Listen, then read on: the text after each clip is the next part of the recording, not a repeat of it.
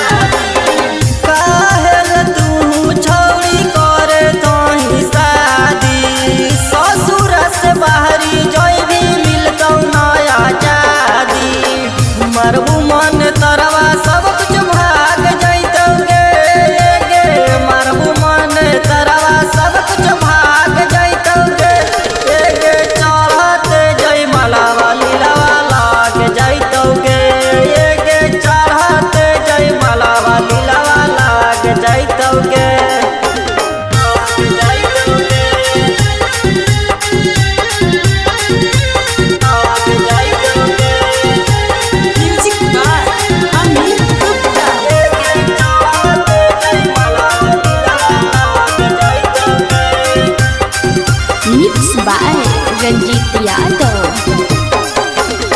हमारा से मिलो हनी छौड़ी रोजी नागे होइते बराती छौड़ा बन जाइतौ कामी नागे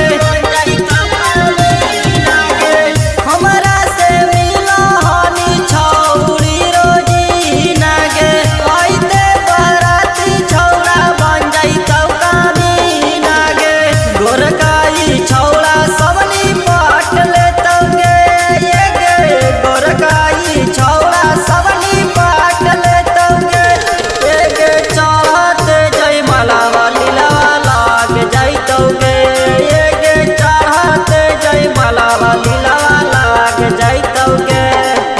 भोलेनाथ रिकॉर्डिंग स्टूडियो करियापुर।